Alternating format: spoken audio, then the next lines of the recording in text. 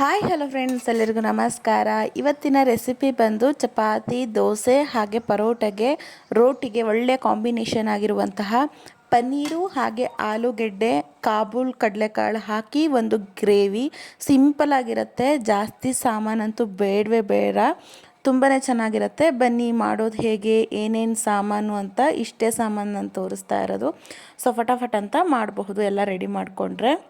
So ಮೊದಲಿಗೆ ನಾನಿಲ್ಲಿ ಒಂದು ಬಾಣಲಿಗೆ 1 ಕಪ್ಪಷ್ಟು ಎಣ್ಣೆ ಹಾಕಿದ್ದೀನಿ, ಅಂದರೆ ಒಂದು ಸಣ್ಣ ಕಪ್ಪಷ್ಟು. ಅದಕ್ಕಾದ ನಂತರ ಚಕ್ಕೆ, ಲವಂಗ, ಏಲಕ್ಕಿ, ಕಲ್ಲುವು ಹಾಗೆ ಸೋಂಪು ಹಾಕಿ ಕೆಂಪಗಾದ ನಂತರ 2 ಈರುಳ್ಳಿ ದಪ್ಪದಾಗಿ ಕಟ್ ಮಾಡಿ ಹಾಕಿ, ಶುಂಠಿ ಬೆಳ್ಳುಳ್ಳಿ ಹಾಕಿ, ಒಂದು 4 ಹಣ್ಣಾಗಿರುವ ಟೊಮೊಟೊ ದಪ್ಪದಾಗಿ ಕಟ್ ಮಾಡಿ ಹಾಕಿ ಚೆನ್ನಾಗಿ ಫ್ರೈ ಮಾಡಿ ಮೇಲೆ ಮುಚ್ಚಿಬಿಡಿ. ಈ ಥರ ಬಿಡಿಯಾಗಿ ಆಗಿರುತ್ತೆ. ಇವಾಗ ಇದನ್ನು ನೀವು ಒಂದು ಮಿಕ್ಸಿ ಜಾರ್ಗೆ ಹಾಕ್ಕೊಳ್ಳಿ. ಸೊ ಹಾಕ್ಕೊಂಡು ಇದ್ರ ಜೊತೆಗೇ ಈ ಎಣ್ಣೆ ಇರುತ್ತಲ್ವ ಕೆಳಗಡೆ, ಅದೇ ಎಣ್ಣೆಗೆ ನೀವು ಆಲೂಗೆಡ್ಡೆ, ಕಾಬೂಲ್ ಕಡಲೆಕಾಳು ಹಾಕಿ ನೀಟಾಗಿ ಅದು ರೋಸ್ಟ್ ಆಗೋದಕ್ಕೆ ಬಿಟ್ಬಿಡಿ, ಅಲ್ಲೇ ಬೇಯತ್ತೆ.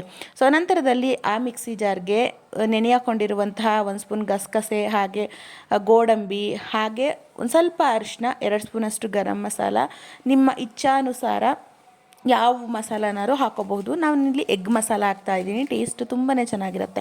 ಒಂದು ಪ್ಯಾಕ್ ಹಾಕಿ ನುಣ್ಣಗೆ ಇದನ್ನು ಪೇಸ್ಟ್ ಮಾಡಿಕೊಂಡೆ.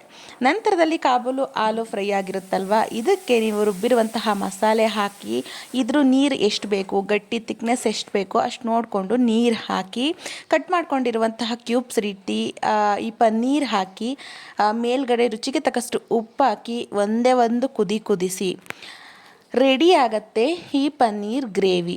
ಬೇಕಿದ್ರೆ ನೀವು ಕ್ರೀಮ್ ಯೂಸ್ ಮಾಡಬಹುದು, ಇಲ್ಲ ಅಂದರೆ 2 ಸ್ಪೂನಷ್ಟು ಗಟ್ಟಿ ಮೊಸರು ಹಾಗೆ ಮೇಲ್ಗಡೆ ಸ್ವಲ್ಪ ಕಸ್ತೂರಿ ಮೇಥಿ ಹಾಕಿದ್ರೆ ರೆಡಿ.